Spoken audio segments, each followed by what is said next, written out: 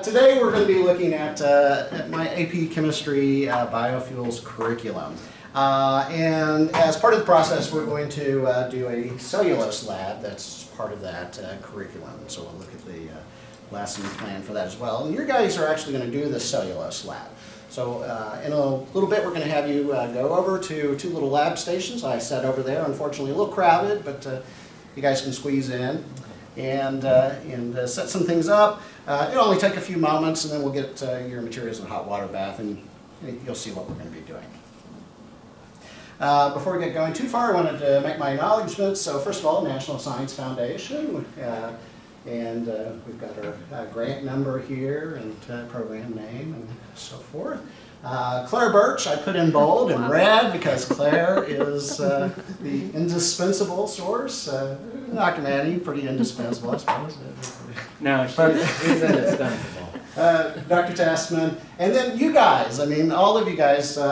Some of you I've visited with more than others, but all of you guys interacting with you has been really beneficial for me, and so I appreciate that a lot. And then many of our sponsors, and these are the places that we had. So Kathy Jackson with Kidwind, we have visited, and now of course Oak Power of Oklahoma Olson. City of Norman, wastewater reclamation plant, Oklahoma Electric Cooperative, Career Tech, Green Schools, the Rock Whisperer, and the South Central Climate Adaptation Center. And then finally, Andrew D'Amico, and I put him on spin and big and green. So he's our primary research mentor that we've been working with this summer, both Heather and I. And he's been terrific because basically both Heather and I just went off and did what we wanted to do on our own. And he's accommodated all that. And but he's also been a source of tremendous information for both of us. And so I really appreciate Andrew and what he's done. So we're going to start this off, and I just want to put a question in your mind. I'm not looking for you to precisely answer it or anything. I would like you to write this question in your lab notebooks. And I want you to kind of continue revising your answer as we go through this curriculum. But imagine that your home is off the grid and energy is only supplied by solar panels. How could you heat your home at night using your solar panels? And so when we're talking about biofuels, that is in part perhaps one way in which we can address this question. So I want you to really think about this as we go through this curriculum. In terms of the curriculum, we have this choice board, and altogether we have 9 activities that we'll be doing. The ones that are bolded are ones that we all are going to do. The ones that are in white are going to be ones that you can choose to do.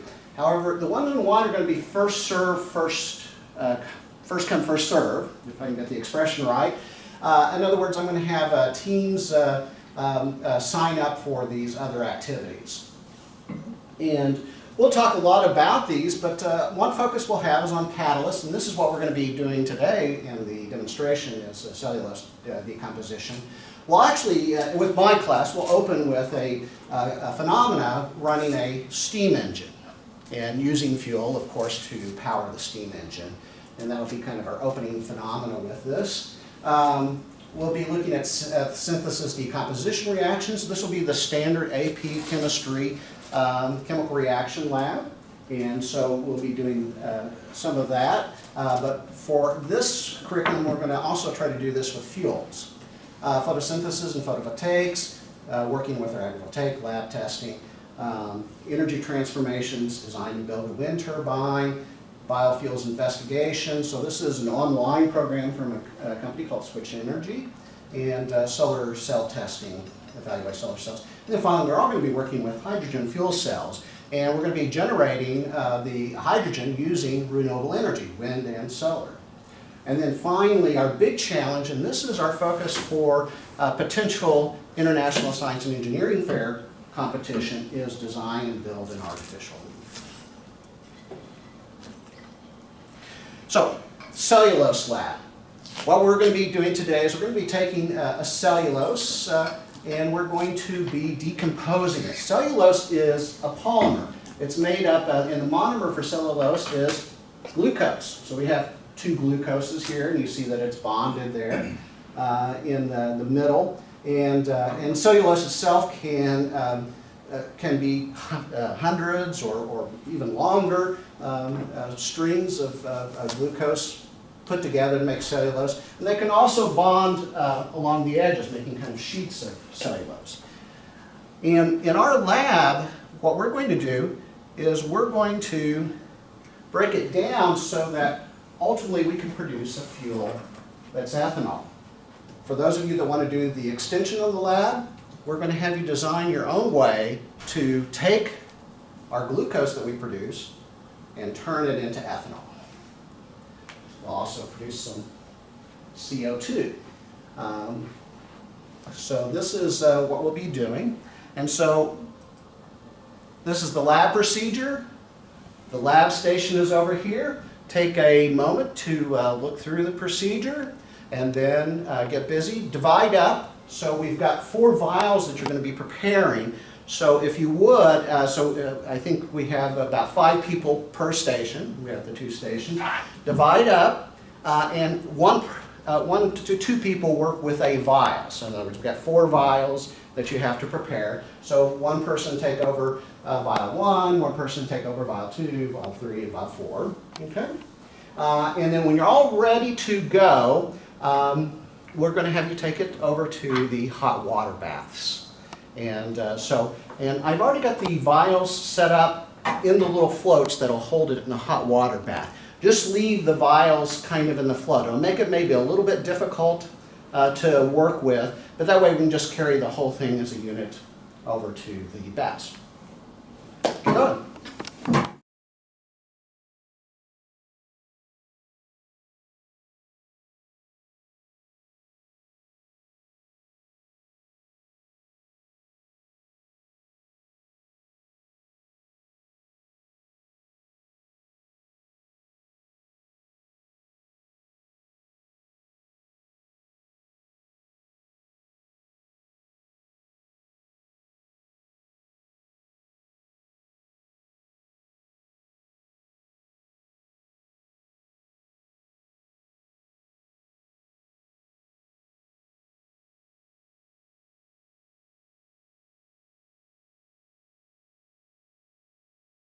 Some of your predictions real quick. So Charlie, what do you think is going to happen to vial 1 as it is in the hot water bath? So because of the heat, it's probably going to speed up whatever reaction is going on. I'm guessing that, what is in number 1? So this would be the overnight cellulase. Okay, so it's got the overnight cellulose. So if there's any sugars in it because of the Benedict solution, it's going to change colors. And we're probably going to see some physical changes of what's going on inside of there. It might even expand a little bit. Okay. Chris, what was the color of all the vials just to start with? I have no idea. Stacy? Kind of a clearish, dirty looking color. They look like lavender lattes, kind of like gray, but a little bit There you go. darker. Can you drink it? You could drink it. You could drink anything once. Oh my. I don't know if I'd want to drink. I mean, it's kind of grayish, gloppy. I wouldn't drink it. I mean, most Americans don't get enough fiber. Right. So, what about vial 4 that has just the water? Do we expect to see anything? No. Okay. Oh. What about alcohol? I don't know. It could be nature of the Benedict solution, maybe. Okay. Okay. Well, we're going to, in about 5 minutes, we're going to extract our vials, and we'll take a look and see what happened. I should say that in my practice lab, this didn't work. I actually boosted the concentration of cellulase. So we'll see if we do get a change. It could be that I bought cheap cellulase via Amazon. It could be that maybe we got some dumb It's also cellulase. really high. It might have denatured on the trip here. Yeah. Okay. Well, anyway, back to just the overall biofuels curriculum. We're focused on these learning objectives. These are all objectives from the Oklahoma State Science Standards. The big thing is we're focusing really on designing and building And in our case, we're really looking at those energy transformations. When we talk about fuels, we're really talking about the system of transformations. Where did the energy from the fuel start from? Where does it go to? What is the fuel doing for us? We're also just providing explanations of effects that change the conditions, about chemical reactions, and we're going to be, because one of the things we're going to look at particularly is about photosynthesis and the transformation of light into stored chemical energy. And so these are the things that my students will be focusing on. This will touch on a wide range of topics within the AP curricula in terms of catalysts, in terms of free energy, and many of the topics that we have to cover in AP. So this works very well for the AP curriculum. These are my biofuels assessment questions, and we would actually start this after we watch the steam engine, but and then we would address these questions again at the end of our biofuels curriculum. So one of the things we're looking at is we use fuels for energy. Where's the energy in fuels? So we want students to really understand where's the energy in fuels. We want them to think kind of deeply. If by this time they should have learned that if we form bonds, we release energy, and if we break bonds, it takes energy. So we have this question, and we want them to think about if forming bonds release energy, do we get energy if we break bonds? And also we want to think about kind of these concepts that we have for energy: potential, kinetic. And we're even going to introduce something that's really not in the AP chemistry curriculum, but internal energy. That's something that's more in the physics curriculum, but the energy within just that system of the molecules themselves, or the substance that you're working with itself. And one way to think about it is summation of potential and kinetic energies. And then we also are going to be particularly wanting to focus on water catalysts and water biofuels. And we've been working in our research, we've been working with a platinum catalyst and isopropanol. But one of the things I find fascinating is we are just really learning exactly what catalysts are doing. And by that I mean we're just scratching the surface in terms of just mechanically, physically, what's happening. And part of the reason why we've never known before is, one, it's occurring at this molecular scale, even atomic scale. And second, it's occurring at speeds that, or fractions of time that are so hard for us to understand. We're just getting instrumentation to begin to look at trillionths of a second, to see a change in just trillionths of a second. And it may even be faster than that in some instances, but also to be able to image kind of physically what's happening in these systems. And so we're only beginning to scratch the surface. The textbook answer, of course, is it speeds up reactions, right? But exactly how it does that. And catalysts likely have lots of different mechanisms. In other words, there's not a uniform catalyst. And so we want kind of students just to understand this is kind of an exciting area of research. And then, of course, what are biofuels? Let's skip over the choice board. I was going to mention something about it. So we hit 5 minutes, so I want you to go ahead and retrieve the RAFs. Just one student or two students can go retrieve the RAFs. There are chemical resistant gloves you can put on your hands. The vials will be hot, okay? No.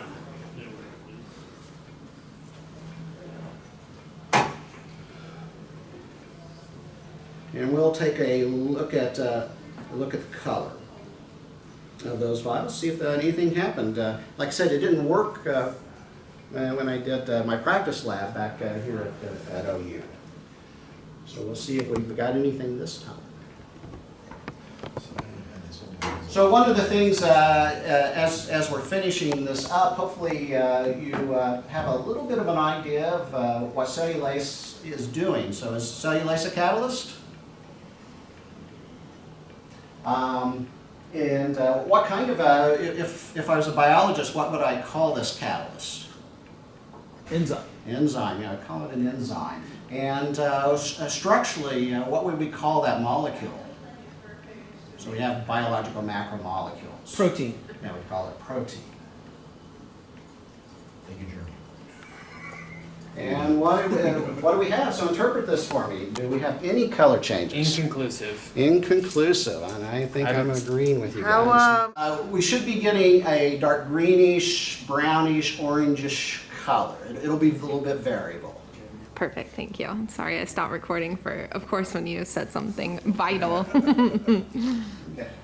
And then another thing that I want you to think about is, can you extend this lab to produce an easily combustible fuel to produce work in ICEs? So ICEs is the acronym these days for internal combustion engines. By the way, do we use ethanol today? Yeah. Yes, and in fact, most of you in your gas tanks probably have at least 10% ethanol in your gas tank. So let me just conclude here with biofuels. One of the interesting things that is happening is the whole idea of biofuels is we're creating this carbon cycle in which the carbon just cycles from producing useful energy in cars and whatnot to going back to atmosphere, being captured by plants, and we have this nice carbon cycle going on. One of the exciting areas in the field of fuels for renewables is cutting out the middleman, if it were, the plants or the feedstock, and mimicking it. And so one of the reasons why we are going to look at artificial leaf is that the artificial leaf is a mimicking a photosynthesis process using catalysts, different types of catalysts. We can do just the simple process in photosynthesis 2 where we just simply divide water and oxygen in that process. Or we can even go to producing hydrocarbons, alcohols, even some higher level fuels. Again, just using catalysts, all powered, hopefully, with electricity from renewable sources. But one of the questions I think that would be interesting for students to explore and might be a good science fair thing is you're still going to have the emissions of the CO2, and the question is, what kind of real cycling do you have when you cut out the middleman of the plants? And so that's one thing. Now, if we're producing hydrocarbons and alcohols, then we do have to capture CO2 back here in the production of the fuel and the catalyst. So we'd still have a CO2 production. Again, we're mimicking the process of photosynthesis. But I think it's kind of an interesting area for people to explore. I put reuse here because if we're talking about hydrogen, it's possible that if we use the hydrogen fuel cells, that we just simply capture the produced water after we generate the electricity and just, again, divide the water into the hydrogen-oxygen components and just keep holding the water within a system. So you can imagine fuel cells in a plant, you'd really only need to replace water as you just have residual losses of the water.